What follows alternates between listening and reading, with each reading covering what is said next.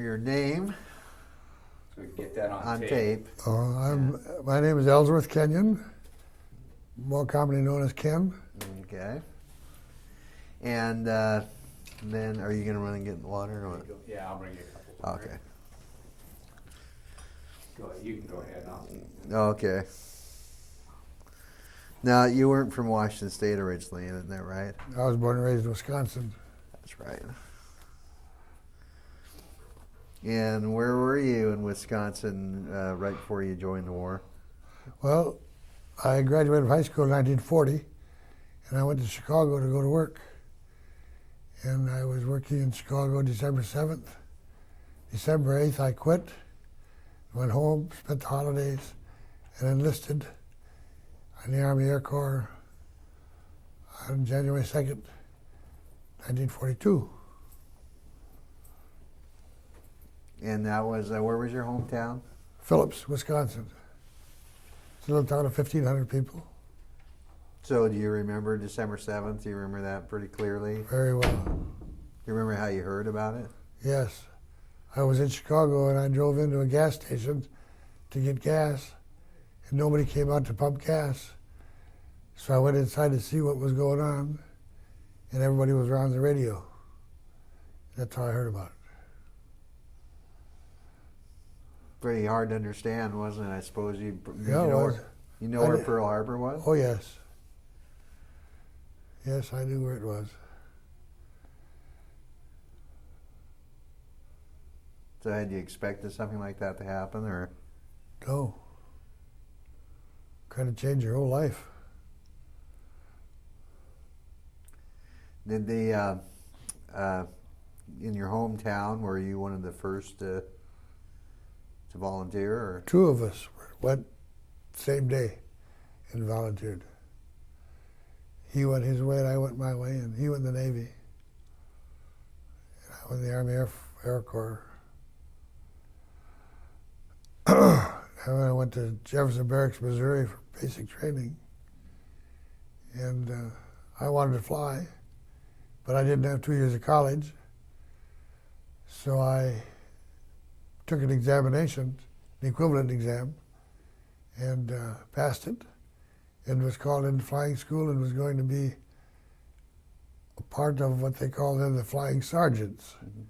And they flew fighter planes, P-38s.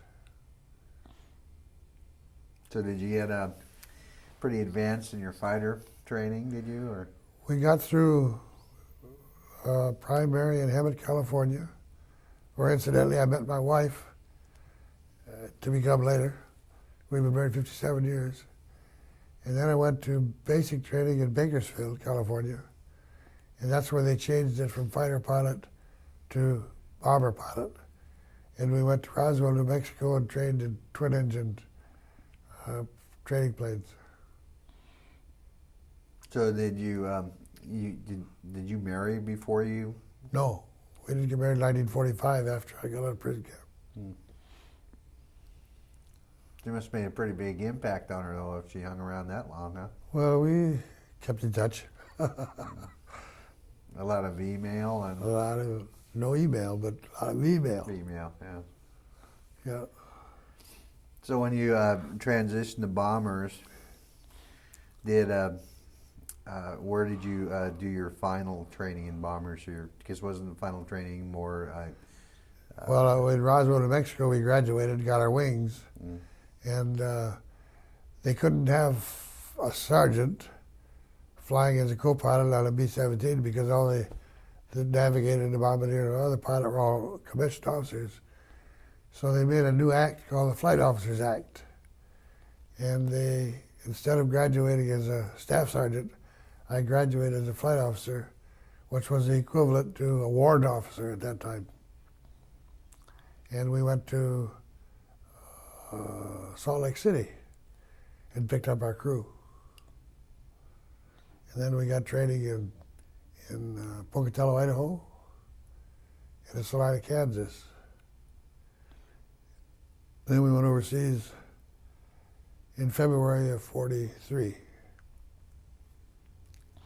So did you fly a new aircraft over? Yes.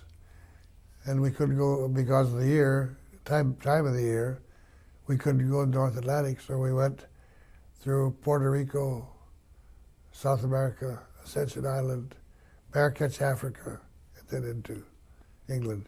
Mm. Quite a long haul. Mm-hmm.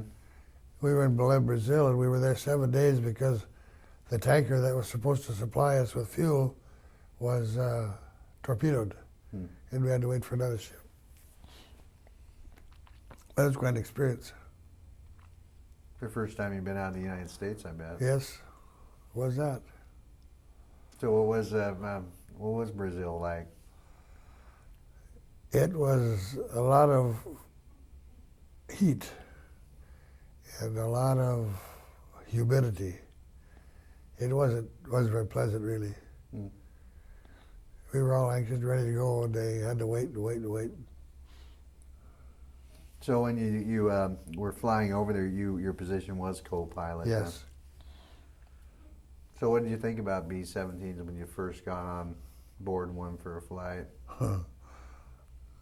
When you got into the cockpit of B-17, you went under the turret, top turret, and you were kind of on your hands and knees. And then when you stood up, all you saw were clocks. And that instrument panel was scary. And each engine had their own separate bunch of instruments. So that made 4 sets of, it was scary. Mm. And then when you flew, you were flying to England, I take it. That's where Yes. you were flying. And were you, in what bomb group were you flying to? Did you know? 305th. 305th. There were 4 bomb groups in England at the time. And we were sent to the 305th as a replacement crew for one they'd lost.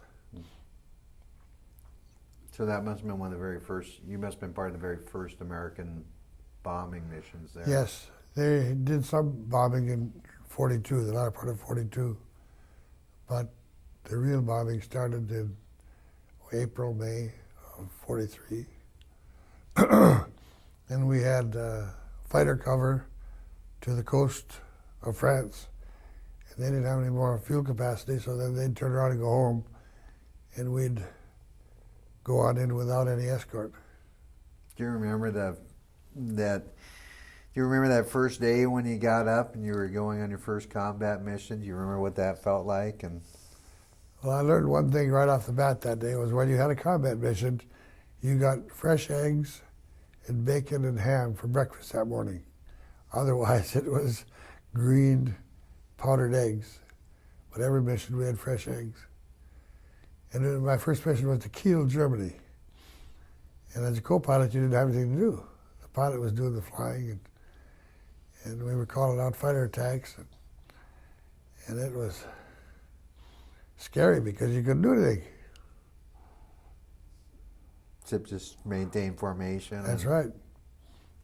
But they found out one thing the first trip. My pilot couldn't fly formations. So from then on, we were always flying on the left wing of the lead ship because that's where the co-pilot could see. And I did all the flying. I did all the formation flying. They finally transferred him out of the squadron and put him with another squadron that was flying leaflet raids at night with no formation. So did, when your first combat mission was Kiel, did you, what was it like when you finally crossed the coast of Europe? Well, the best part was coming back when we saw the White Cliffs of Dover. Did you have any idea what was to expect? Or No idea, none whatsoever. I talked to one guy, Carl and I interviewed a man, and he was a ball turret gunner, and he said he loved it. He said until he got across the coast and they started shooting at him, he said he just never thought people would shoot at him. Yeah. You never thought there were so many. And those Germans were good pilots. So you had lots of fighter. Yes, a lot of fighter. A lot of flak over the target. One thing, when you had one, you didn't have the other. because when you got over the target, the fighters would go away, and then the flak would, anti-aircraft guns would, they would never fly into that. So you didn't have both of them at the same time. When we talked to quite a few people from B-17 crews, and when you got across the channel and you said you called out fighter attacks and things, what goes on in a B-17? What do you hear, and can you hear anything, and can you smell anything? What? No, all you could hear were people calling out fighters, like 3 o'clock low or 5 o'clock high or wherever. Most of the time they would come in out of the sun, so depending on where the sun was, that was where most of the action was. So everybody's talking, all 10 crew members are... Yes. So as the pilot, is he sort of run every... He's the boss. He runs everything. If it gets too chattery, he'll tell you. But they pretty much paid attention to what the job was. We had a fantastic crew, just fantastic. 23 missions, we lost 1 man. And this wasn't the only time we went down. On my first mission as a first pilot, we went to Stuttgart, and we ran out of gas, and we landed in the English Channel, and we got everybody out of the airplane, and the Germans were coming from one side, and the British Air Sea Rescue was coming from the other way, and luckily we had a couple of Spitfires discourage the Germans, and they went back to France, and we were picked up by the British Air Sea Rescue. Mm. So what was that like bringing... I've talked to crew members that have gone down in the channel, but they got out before it actually got in the water. Did you flew the plane down right into the water, yeah. Well, they taught us when you land without wheels, you want to hit tail first, because that kind of slows you down. And you can't tell what the surface of the water is like until you get right to it. And I didn't know that there were 30-foot waves. And when we hit tail first, we hit the top of a wave, that threw the nose down, and we went right into head on into the next wave. And the water is just like ground. It's very, very hard. And the airplane broke in half at the ball turret. The tail sank, but the buoyancy of the wings with all the empty tanks for gas, it floated. And so it allowed us to get out and get in the dinghies and wait for the Air Sea Rescue to come and get us. Pretty fortunate, huh? Oh, yeah. Yeah, the only one that was injured was one fella. You're supposed to hold your head back tight up against the bulkhead. And when we hit the first time, he thought that was it. That's when the tail hit. And his head came forward. And when we hit the second time, it went back. And he had a big gash in his head. But he's all right. And that was right at the start of your missions then? No, that was about the 16th. I flew,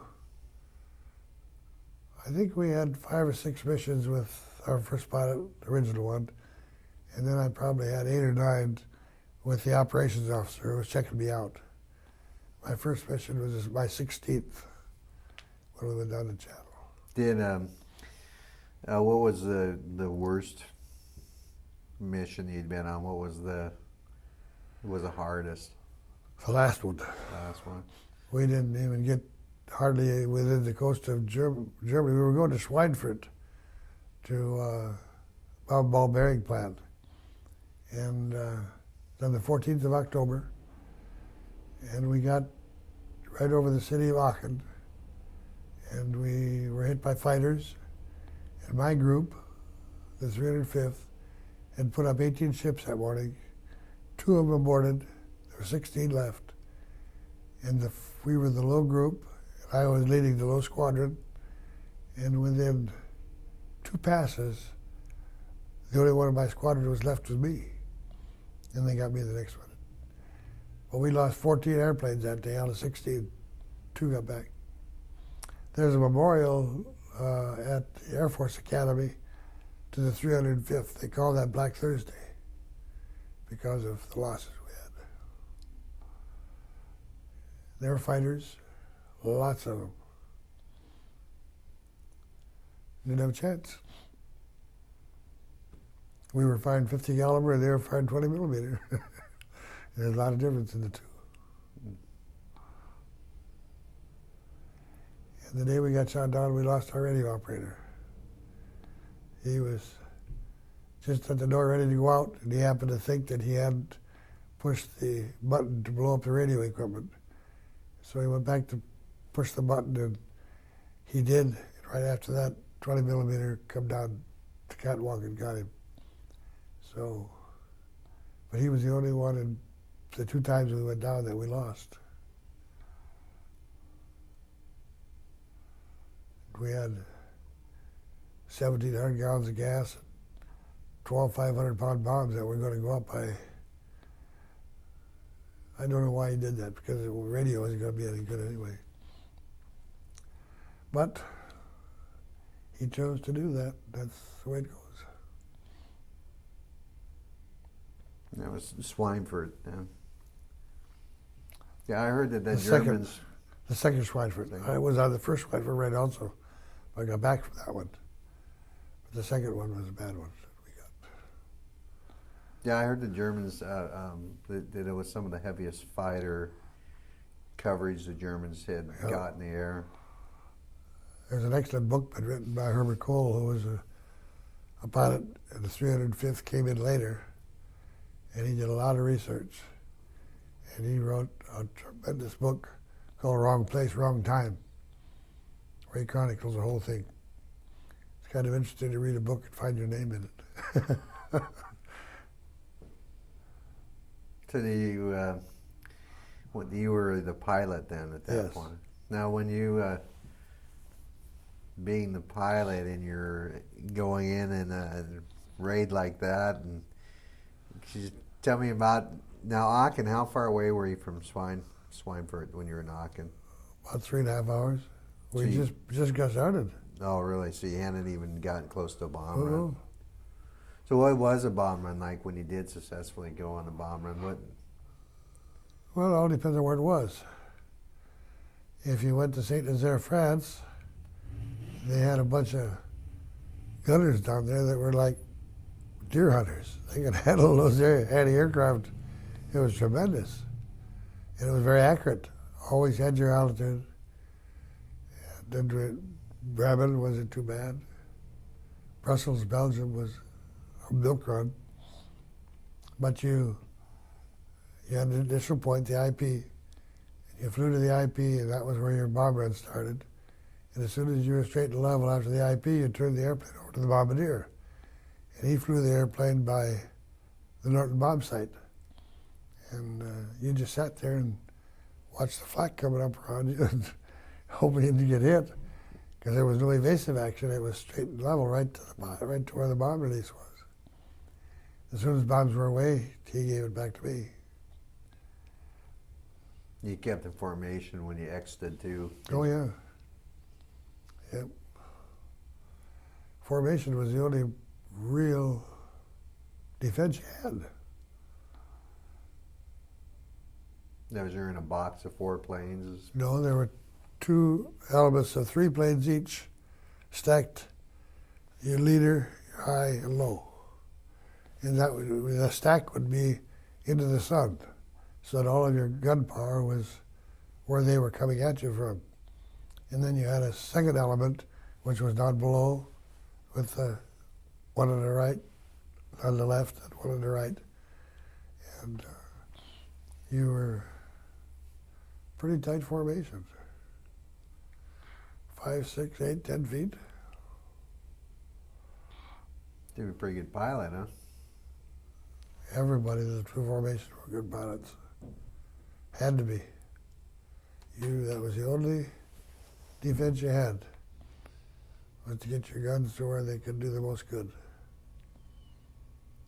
So did you talked about the different cities and what they were like flying into? Did you still to this day remember the peccadillos of what Schweinfurt was like and Bremen was like? And not individually. I remember some of the briefings we had about what to expect in the way of flak. No, I couldn't. But That's been a long time ago. But having been there, you have from what you experience, is something you probably don't. That each mission they don't run together into a blur. No. No, the milk runs were separate from the other ones. Now the crew on your plane, there was 9 people besides you? Yes. And what type of rapport did you have with your crew? Did you bunk together, play together? Well, I guess I can answer that by my engineer and waist gunner, right waist gunner, now lives in Seattle. And we get together every month for lunch. I guess that tells you what kind of rapport we had with our crew. You didn't really want to get acquainted with any of the other crews because you didn't know when they're going to be there. You know, you'd be flying along and the guy gets shot off your wing, and you'd say, well, tough luck, buddy, but better you than me. That's a lousy attitude. It's the only attitude you had. But I had good rapport with my crew. They were super bunch of guys. Just lifelong friends. Yes. So is it since then, have you ever developed a rapport like that you had with these people? I don't. I mean, that type of friendship and 10 people going through all that training and what you went through, that type of friendship, have you ever experienced that again since then?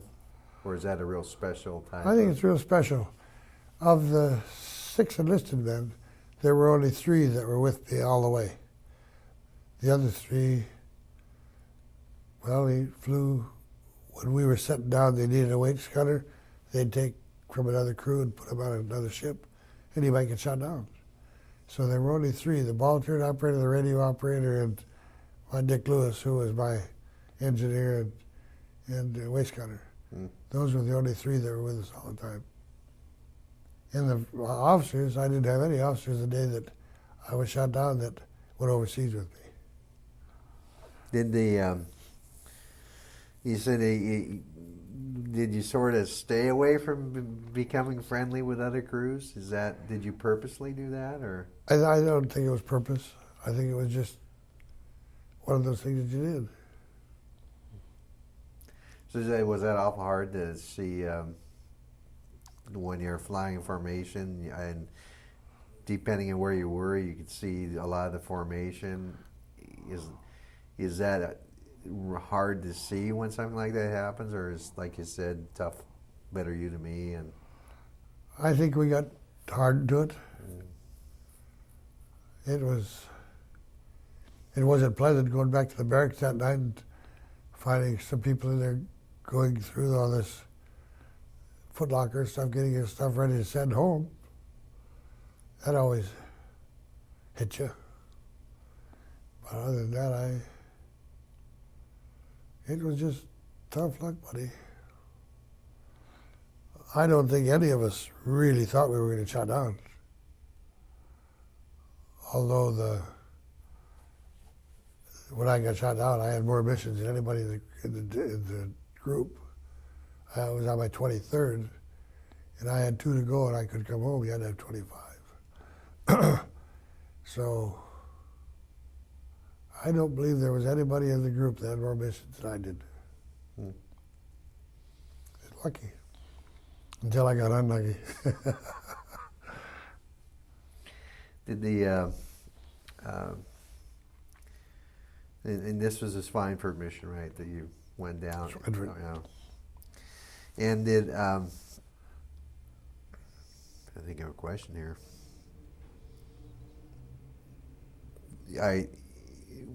Tell me about, because I interrupt you, go ahead and tell me about when you got over Aachen and what happened to you at that point? Well, we were at 22,000 feet, and they set 3 engines on fire. And I gave the order to bail out. And then I stood at the catwalk and kept the airplane straight and level till everybody was out. And then I went out. And I've had a lot of people say I could never jump out of an airplane. Well, if you've got 1,700 gallons of gas and 2,500-pound bombs, and they're on fire, there's no decision to be made. You just go. And I free fell for a long way because I knew oxygen up there was pretty slim. So then I pulled the chute and it opened, and right up in the top there was a circle about, maybe 18 inches around that was mildewed. You're supposed to have your chute packed over in England every 6 weeks. I never had mine repacked. And I sweat out that mildewed part, holding until I got to the ground.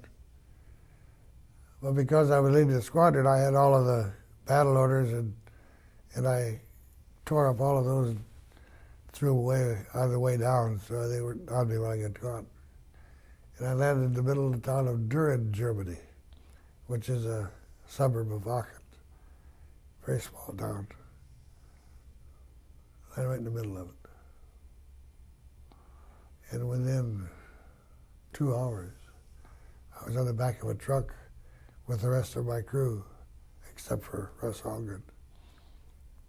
And we went, they put us in a basement of the church in Cologne to spend the night. And then the next day they took us to Frankfurt, Germany by train. We were there for 10 days for interrogations. They'd take you in there and you'd ask your questions. And you gave your name, rank, and serial number. And this went on for 7 or 8 days. And finally, this German Hauptmann said, well, Lieutenant, if you won't tell us about you, I'll tell you. He opened up this book. There was my picture, all of my group, more information on where I graduated from high school, where I had training. They had more information on, I don't know where they got it. But we'd had a new commanding officer the week before, and they even had the new one in there as a commanding officer of the 305th. Their intelligence was outstanding. And what, as you thumbed through this thing, they looked at your face to see if you were recognized, or they even know the number of my airplane, where I was flying the formation, how come I didn't have any battle orders on me when I landed. Sort of unsettling, It was, oh man, that would scare you. Do you know what was going to happen to you? Oh, I had no idea. No idea. They put us on a train and took us to Sangen, Germany, which was Stalingrad 3. And when I got to the gate, I had been all the way through flying school with a man by the name of Ben Hopkins. And he was waiting for me at the gate. He said, come on, Ken, I knew you weren't lucky enough to finish. I went down into this barracks, and there was a bunk with my name on it. He got shot down his first mission in April. I'm still in contact with him. He lives in Texas. We talk about it every month. Then the small village that you landed in, what happened when you came down there? Well, they just surrounded me, and pretty soon here comes a policeman. So the villagers surrounded you? He looked at me and he said, Lieutenant, for you the war is over. Should you worry about your safety when you... Well, I really didn't know I was in Germany. And I had a pair of fleece-lined gloves that I took off and gave to a little kid, thinking that maybe I might get into the underground in France. And I found out I was in Germany, and I'd given away some gloves that I really could have used later. No, I didn't really have any. They were friendly. They did. Of course, if it had been near Schweinfurt, I'm sure that it would have been different. Mm-hmm. Or Bremen or Wilhelmshaven or some of the other places that had been bombed, but Aachen, it's never been bombed. Mm. Some people have talked to us about they had problems with civilians, and they were lucky when the military showed up and interceded, because this was Well, after the military showed up, there was one guy come running with a shotgun, and he wanted to take care of me, and this policeman took the gun away from him, and come to find out, our airplane had hit his root cellar, and all of his food for the winter was gone. So he was unhappy. Mm. But that's the way it goes. They put us in the back of a truck. I'll never forget that.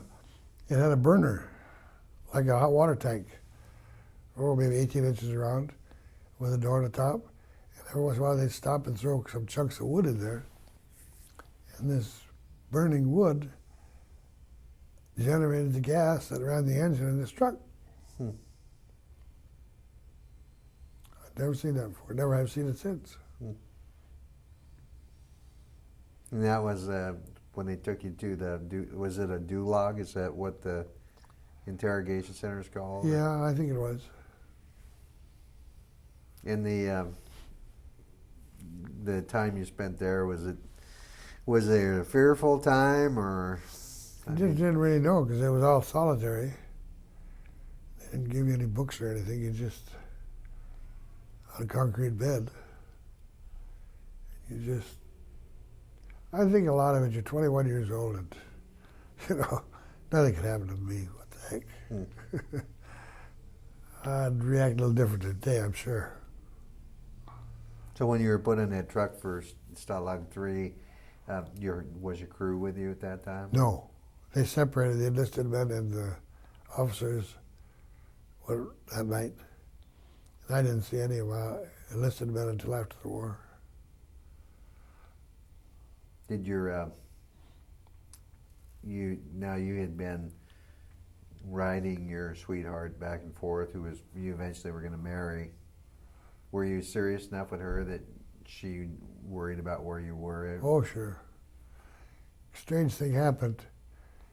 The morning after the Schweinfurt raid, she worked for Lockheed and in the office.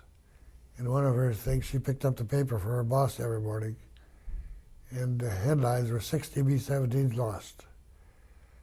And she had woke up the night before seeing me parachute and the Germans shooting at me. And she told her roommate, Bart, she said, I just know that he went down last night. And when she saw those headlines, she knew. Well, my mom and sister were notified. They knew about Rosemary, so they told her that I was in prison camp. So then we started corresponding. She sent me packages, cigarettes, and we were allowed one package a month from home. What was Luke Stalag 3 like? What was your first impressions of that? I was out in the middle of nowhere, and there were 6 to a room, 3 tier bunks, 3 high. Then, later it was 9. They put another bunk in there because they had so many. But it was the first 15 months, I've got to say, were, except for harassing, getting us up in the middle of the night for roll call, or waiting for a cold, rainy day to have a picture parade where they would match your face with the picture that they had in their records to make sure everybody was who they were. And that would take 12, 15 hours. You'd stand out, but except for that type of thing, it wasn't bad. We got Red Cross parcels every every week. And they gave us watery barley soup once a day. And we had baseball teams, we had a band, the YMCA furnished sporting equipment and musical instruments. And we had a building that we used for a theater. And the Germans gave us all of the empty cartons that the Red Cross parcels came in. They were wood. And we used those and made all the seats for the theater. And they put on shows, and it isn't what you really wanted, but it was all right. And then on December 28th, 1945, we got word that 10 o'clock at night that we were leaving. We had an hour to pack. And it was 7 below zero, driving blizzard. And we walked all that night and all the next day. And the second night, they found a place for us in a glass factory. And it was warm. And we slept on concrete floors, and they served us some watery barley soup again. And then we left there and we walked another day and got on a train, and we were in boxcars. There was so many in the boxcar you couldn't sit down. Everybody couldn't sit down. And we were on it for 3 days, going to Moosburg, which is just outside of Munich. And the Russians were coming. That's why they moved us. Mm. We could hear the guns from the front lines. Like when they fire over here at Fort Lewis, that's what it sounded like.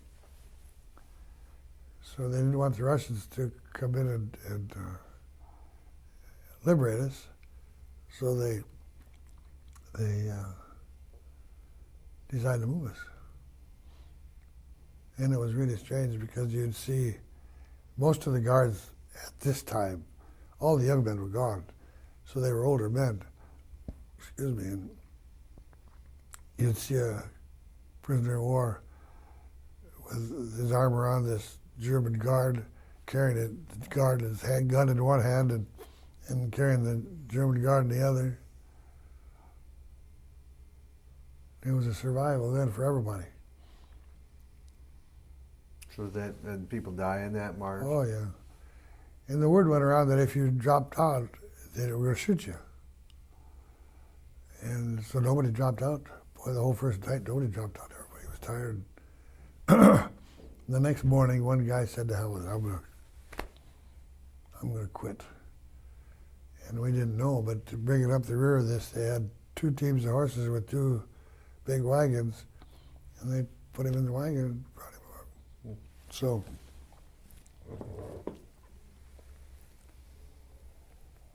the Russians, when he heard those guns booming, was that a hopeful thing for you? You bet.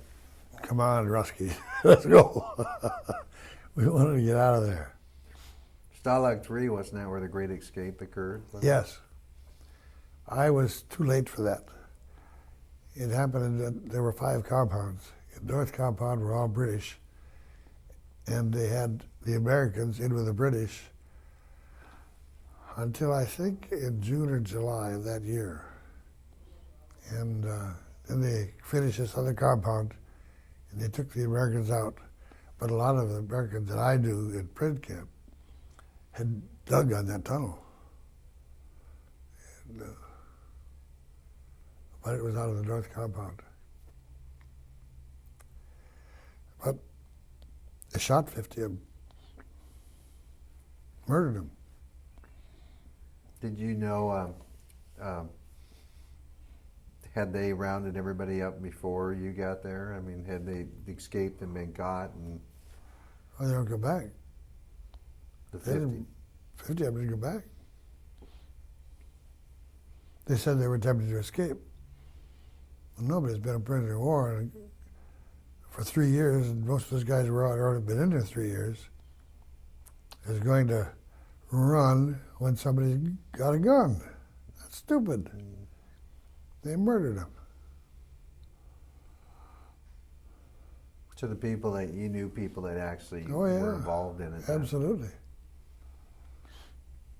Would you have dug a tunnel to get out of there? I helped because we had tunnels going all the time. What was that like to be? I was on the X committee. I wasn't on the digging committee. I was on the dispersal. We had sacks about 3 or 4 inches around, and they would fill those sacks with dirt, and we'd hang around their neck, down our pants leg, and go out and walk and trickle that dirt out. That's how we get rid of the dirt. You're not claustrophobic or anything, I take it. No. Thank God. So did they, when you got to the camp, did they screen you to make sure that they knew who you really were? And No, you were taken pretty much at face value. And everybody that came in had somebody already in there from their group, so they didn't have to screen anybody. Somebody of them knew who you were. So were you hungry all the time, or? Not the first 15 months, we did very well. The last 5 months were very, very bad. I went from 206 pounds to 128. That's what I weighed when we were liberated. We were liberated April 29th, 1945 by General Patton in the 3rd Army, 99th Infantry. Sunday morning. Never forget that day, huh? Never. When I was a drinking man, that used to be a drinking holiday in our family.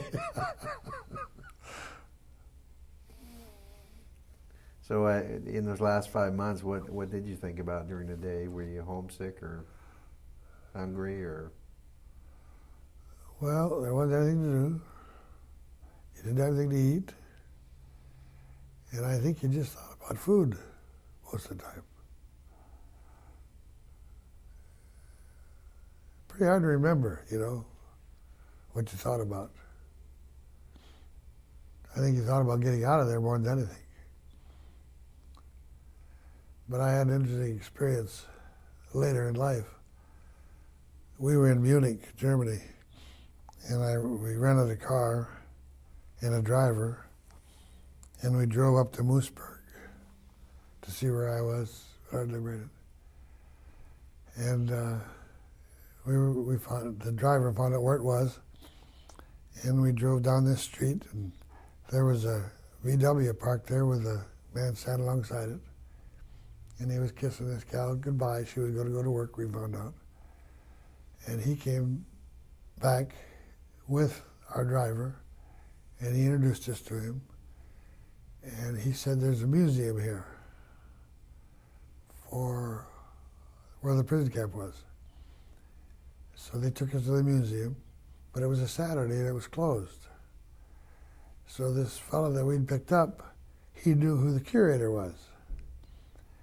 So they took Rosemary and I and put us at an old church that was there, 800 years old, and we were sitting there enjoying this beautiful church, and the organ started playing. The man was practicing for a wedding, we found out. Pretty soon here they come back with this elderly gentleman, and he was the officer of the guard the day I was liberated. Met him, we talked. He couldn't speak German, I couldn't speak English, but these two were translating. And we must have spent an hour together. It had this wonderful museum. Several people in there that I knew from prison camp. But it was a very emotional experience. One I'll never forget.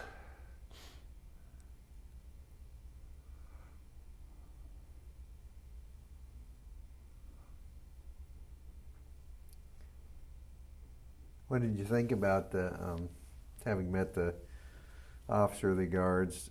What was your feeling towards him at that time, and when did you? Found out who he was, I gave him a big hug. It was great. the fellow that we picked up had been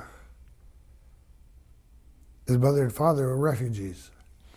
And after the war, they turned this prison camp into a place for refugees. And he was born in one of the barracks. So he knew all about the camp. So we were kind of lucky to find him. So you don't have when you were fighting, flying, and in prison, and what did you think of the Germans? Did you identify them personally as enemies, or? Not really, because you didn't see. If you're on the ground, and that's different. We were up there 25,000 feet, and you went home to a clean barracks and away from the war.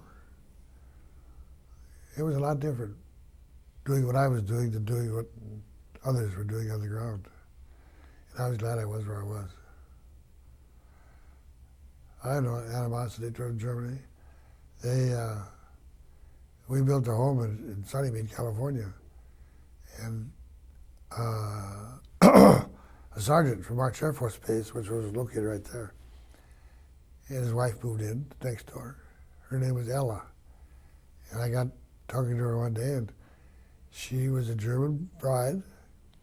She had worked in Goebbels' propaganda department and was in Stuttgart on duty the day I bombed it. She turned out to be our neighbor and babysitter for our youngest son, and a tremendous friend.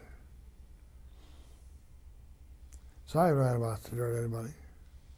So that must have been. We just had a job to do, and we did it. So that must have been interesting to meet someone that was on the ground when you were up in the air. Yes, it was. And a strange thing, she wouldn't talk about the war with Rosemary, but Ella and I could talk about it by the hour. She wouldn't share with anybody. So did that, years later, meeting this woman, did that change your thoughts about the war and being a bomber pilot, or? I don't know. Yeah. Like I say, we had a job to do, and we did it. And we're lucky enough to come out of it alive and healthy. And so a lot of them weren't so lucky. Did you get you remember how your mother and father found out that you were alive in camp, or? They got a telegram from a ham radio operator in New Jersey who had heard my name on a list. And I said telegram, a postcard. And he sent postcards to all of the people that he heard. That's how they found out. And it was about, I was shot down October 14th, and I think it was about just before Christmas before they found out. Hmm. So they had no idea if you were KIA or? I was MIA for that time, missing in action. But, I don't know. Must have been awful hard for your mom. Oh, it was terrible. I was the baby of the family. There's 7 in our family, and I was the youngest one. The only one in the service. Very tough. Both my mom and dad. What was the last time you saw your mom before you went overseas? Well, I was there for Christmas. And then we went overseas. That was January 42. And we went overseas February 43. So about a year. So she knew when she saw you off in the train that she knew that she wouldn't be seeing you again for a while. Then. Yes. Did your mom and dad take you down the train, or did? Well, yeah, I think so. I can't really remember. I'm sure they did, but I can't remember. Yeah, it's funny.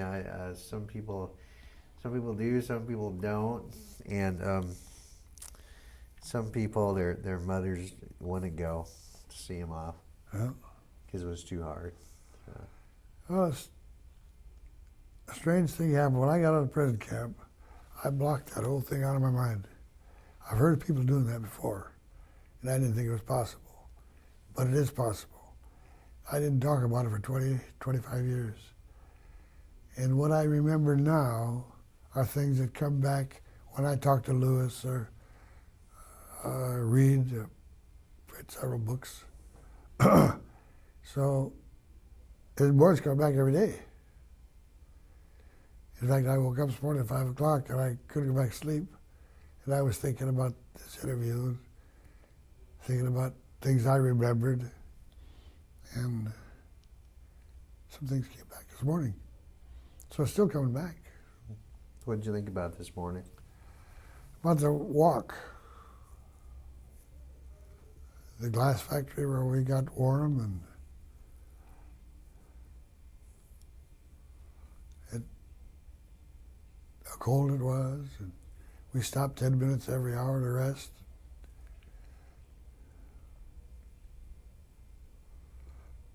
Yeah, I went all through that walk. It's just like it just was a new memory, or Yeah, some of it was. is that awful? Must be sort of emotionally unsettling to all of a sudden bring back a memory from Yeah, it 50 is. years ago. It's different. Very different. Does your now you're still married to the same woman, I take it, right? 57 years. Does when you wake up at 2 o'clock in the morning, doesn't she sort of think? Did she notice a difference in Not you? anymore. No.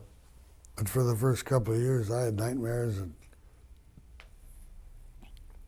she used to wake me up and get me to stop dreaming. And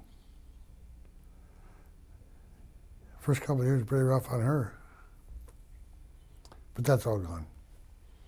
I don't have any problems. I'm 80 years old, got a bad heart and lousy legs, but other than that, I'm fine. And very proud to be 80. You're doing pretty good for 80. Yeah, I think so. What would back then when you had nightmares? What would a nightmare be about? Would it be? I'll get a shot down. That was the worst day. So that really was. I mean, because the way you tell it, it's in the way a lot of pilots tell it. It's very point blank. You know, the plane got shot down. I bailed out. I got on the ground, and usually it's maybe at the most a 3-minute story. Yeah. I had a man that we interviewed in Seattle, and it was a very simple story. And and the only thing he was worried about was if his crew had gotten out. And after the interview was done, and I was talking to him, well, it wasn't a simple story. The 3 minutes he talked about was 2.5 hours of Germans attacking him. Everybody was dead in the cockpit except for him. There were no windows. But when he told the story, it was, we got hit, we broke formation, the Germans came after us. I finally lost my wing, I bailed out. That was it. Yeah. So it is actually, I mean, the thing of nightmares then. As I'm saying, is that, because you know you listen to this, you think, especially pilots are so logical. I think they have to be. You know, you're logical and you're very system oriented, but in reality, it's not. You're not as cool and collected as. Well, I'm sure that's true. People react differently under circumstances, but I can still see those fighters coming in, 4 and 5 abreast. But it doesn't bother me. It did for the first couple of years, but not anymore. Does the I was told by one minute you feel bullets striking the aircraft. Is that true? Oh, sure. So You bet. he even said you could smell the gunpowder in the air. I never did that. I know our top turret on one mission, I don't remember which one it was, jammed. And he bent down to do something to get the turret going again. And just as he bent down, a shell came through the plexiglass on the turret and bounced around in there and fell at his feet. I was in prison camp with a guy who bailed out at 20,000 feet, and his chute didn't open. And he landed in a bunch of snow in the mountains, and he had 2 broken ankles. Huh. Bill Lakey, I'll never forget it. So, when your time comes, you're going to go. I thoroughly believe that. I'm not going to lay down the car in front of a car to see if my time's here, but I think with normal, careful living, when your time comes, you're going to go. Because it's something you learned right away in bombing missions. Yeah. So you, I suppose there are some people that never learned that every day they got up and they just feared every second of the day. Oh yeah, I'm sure there were. But I just knew I was going to get shot down. Heck, I'd been there 22 times. I only had 3 to go. They're going to get me. So was there always some sort of fear in these missions, or did you really think that you were invincible? I was thoroughly convinced they were never going to shoot me down. So did you know who it was who shot you down? Did you ever find out? You don't have a name of a pilot or a... It was an FW-190.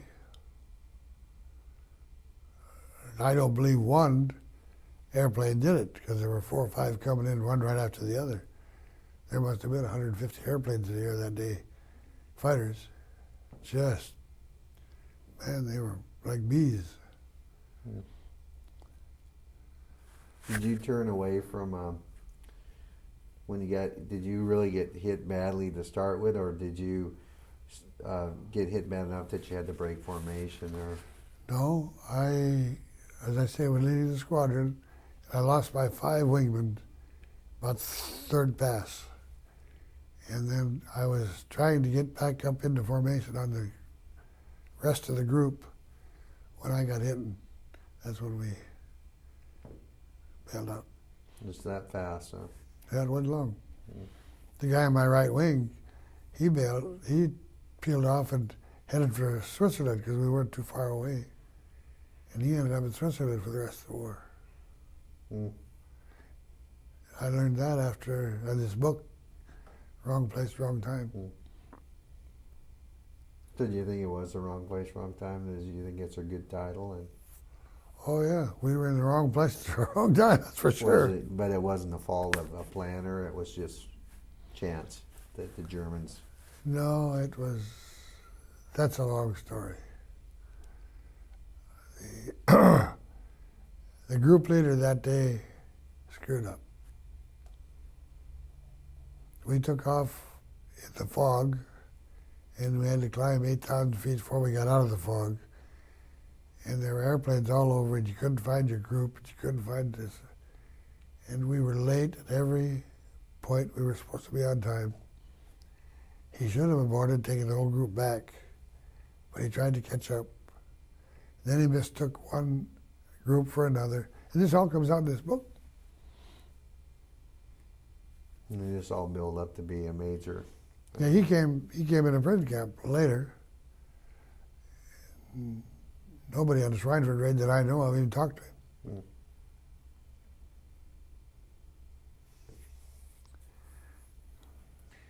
So when you went to Moosburg, then that was where you were there till Patton came?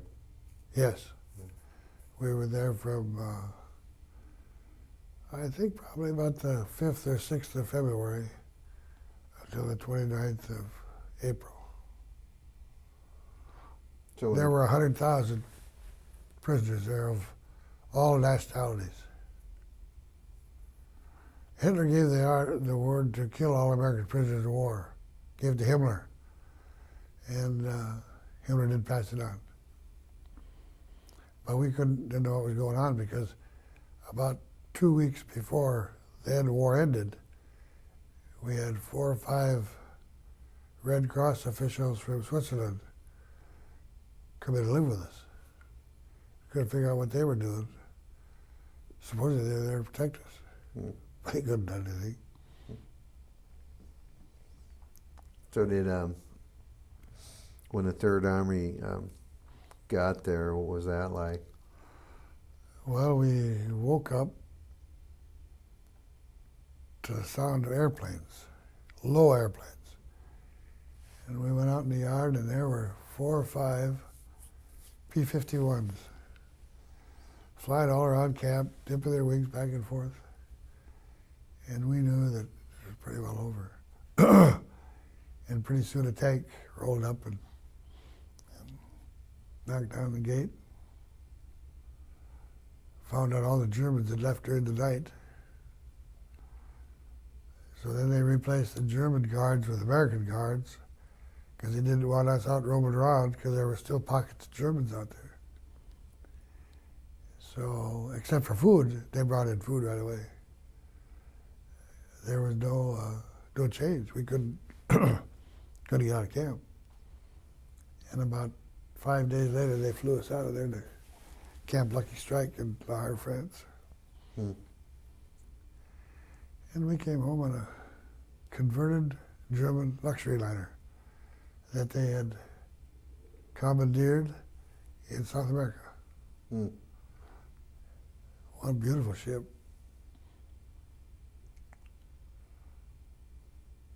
Took 5 days.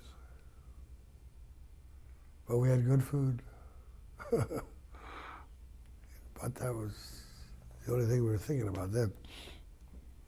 Had you spoken to your, telegrammed your mother? And No, not until we got back to the States. so she had no idea if you were back or not? Until I called her from Fort Dix, New Jersey. Do you remember calling her? No. I couldn't call her. She didn't have a telephone. We lived on the farm. I called my sister. And she took her out, the word out, and told her I was okay. So did it take a second for it to register with your sister who it was? I don't remember that. I think they were expecting it. The war was almost over. And of course, it was in all the newspapers that they were running around over a lot of POW camps and concentration camps, and what they were finding, and it was all in the papers. Did the guards in the prison, did you ever have any relations with them, or the guards just pretty much stayed separate and We weren't allowed to fraternize with them. weren't? There were 4 or 5 in our compound that were allowed to talk to them, and for the purpose of trading. And for instance, we traded enough material to build a radio, so we had BBC. And they were prisoners who could speak German fluently. So we had an ex-committee that worked escapes. We didn't have any. Can I interrupt you just for a minute Sure. here? So,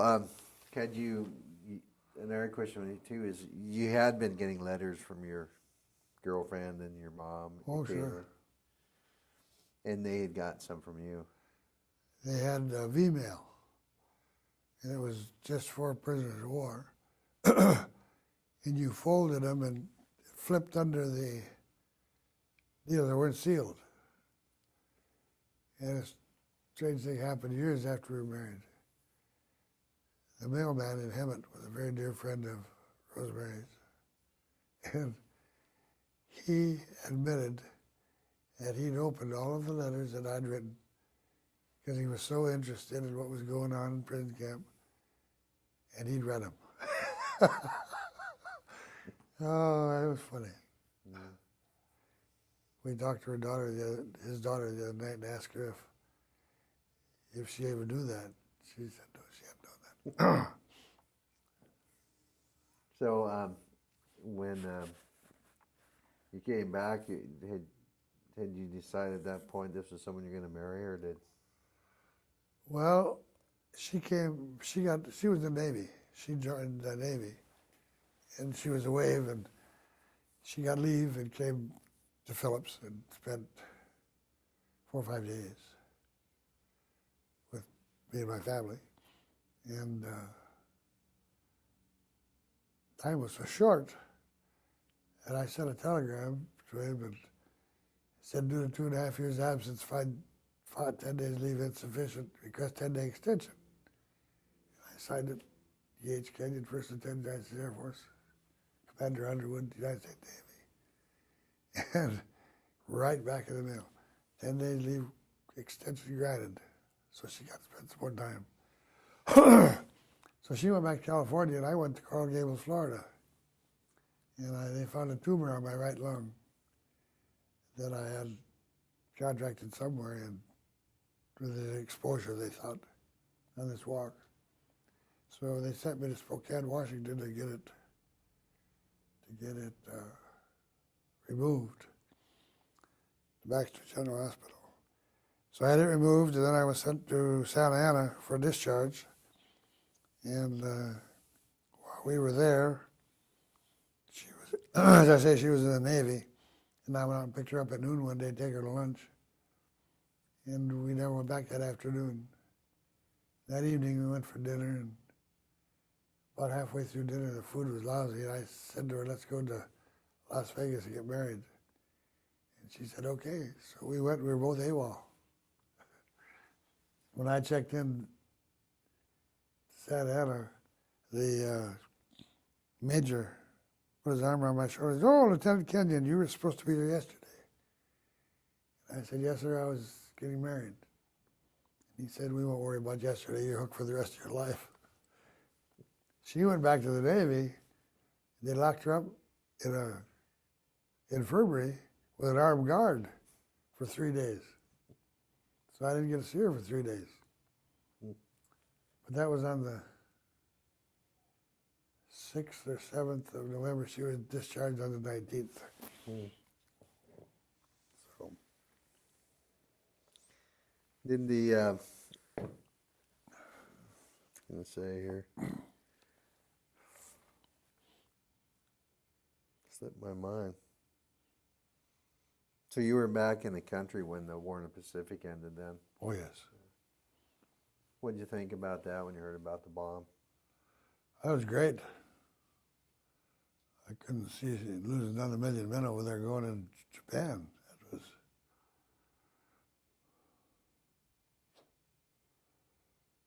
No.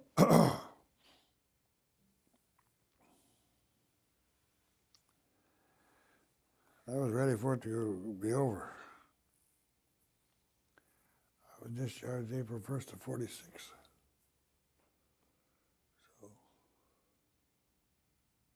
Of all that time over in Europe, is that the 2 times that were the worst? You think is the day that you did go down and the forced march?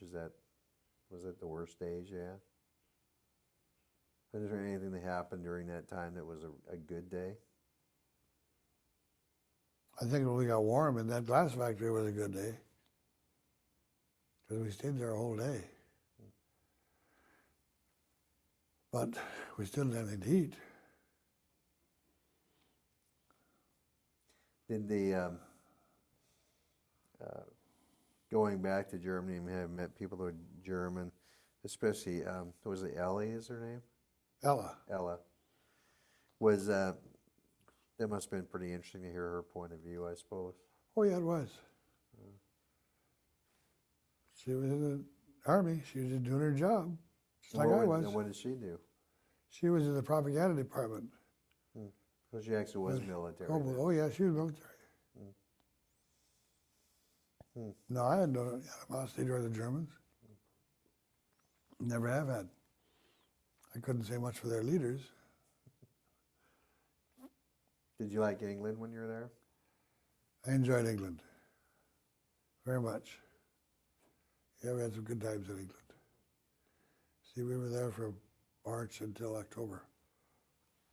Excuse me. Yeah, there was I have one regret. I had a chance to go back to England later in life, and I chose not to go. I wished I had. But that's the way it goes. You can still go. No, I don't go anymore now. We don't travel anymore. Did every year when the B-17 comes in, when you hear, it's to me, it's a very unmistakable sound when that B-17 that's restored flies. Yes. When you hear that come over town, does it bring back? I took my grandkids out, took them through it. We were in Texas one year, and we went to the museum down there for the Confederate Air Force. That's who keeps that plane flying. They had a big board on the wall there showing they had 4 B-17s, and there were 2 that were out flying around. The other 2 were in the shop. So we walked in, and I saw these bunch of guys standing around talking. They all had orange jumpsuits on. And I said, boy, you guys are really something else. The guy looked at me and said, what do you mean? I said, well, I came all the way from Olympia, Washington to see your B-17, and you got the thing out flying somewhere. And I laughed. He laughed. He said, you're kidding. I said, no. He said, what's your connection to the B-17? And I said, well, I was a pilot. I landed one of the English Channel and bailed out of one. So I've got a real interest. He said, come on with me. So we went back in the room, and there was one that they were working on. And they had barricades all around it. And he moved the barricade. He said, go on up in there, sit down. He said, stay as long as you want. So I got to sit in one. I sat in one and look at all the clocks again. It was great. I enjoyed it. Your grandkids were with you? No, just my wife. That trip. My grandkids were out of the Olympia airport when I was here. So were they pretty impressed? Oh, yeah. They thought it was great.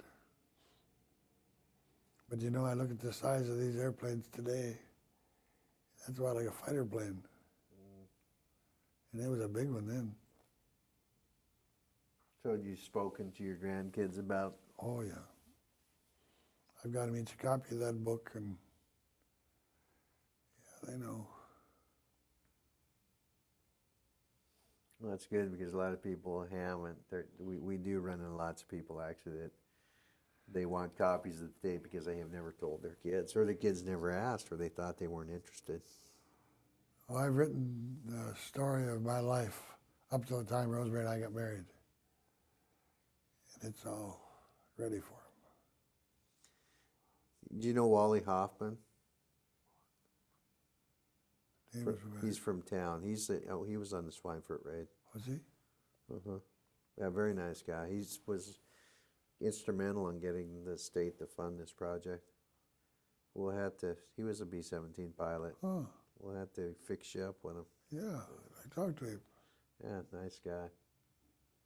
Huh. Hoffman. He didn't get shot down, though. He made it. Yeah, he got... I don't think he was a POW.